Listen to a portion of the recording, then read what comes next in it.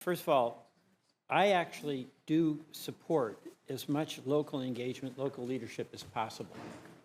I've introduced legislation on FEMA to push much more of the decision-making, much more of the authority back to the local communities that are invested in making things work.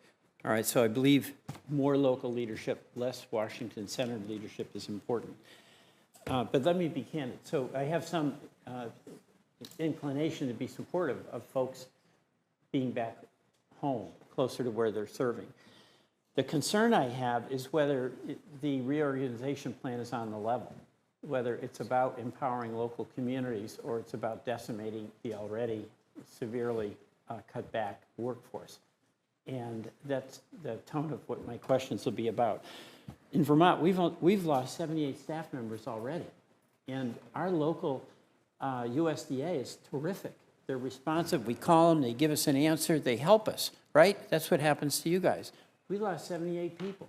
So how am I going to get excited about this so-called reorganization plan where folks are going back, but we've already lost 78? So tell me why I should be confident about this.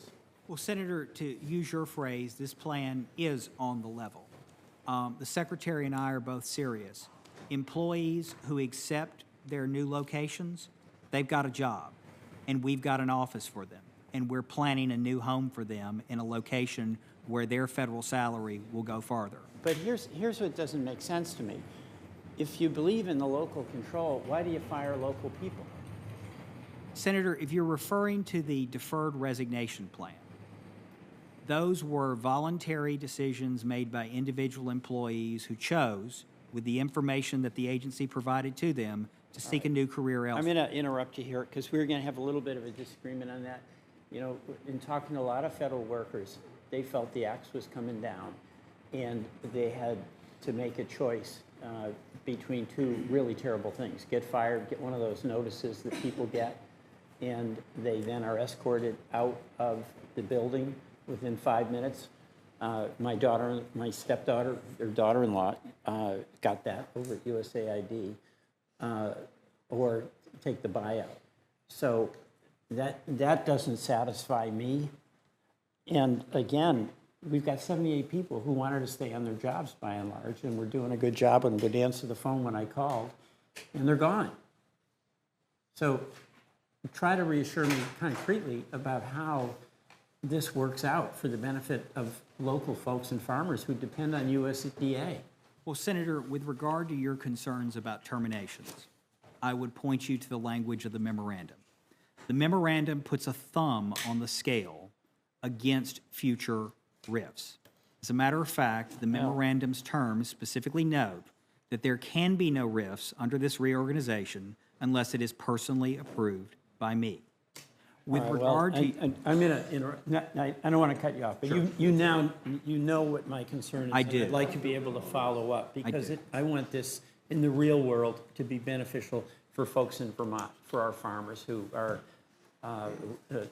incredibly valuable citizens. The other question I have is about the balance between the commodity farming interests and concerns that many of our members on this committee have, because that's the farming in their region, and like the vegetable farmers or the dairy farmers. And I've been working for years in trying to get more support for those local farming enterprises that are suitable for the state that I live in. And my concern is an imbalance here, and I'm not going to be arguing about taking anything from our commodity folks, but I want more for folks with vegetable farms, farm to school, organic farms, and I don't see that priority as being important in what I've seen from the Department of Agriculture so far. Can you address that? Sure. Let me make 2 points in regard to that. First, this reorganization plan as proposed by the Secretary is not meant to preferentially advantage or disadvantage any particular sector of agriculture.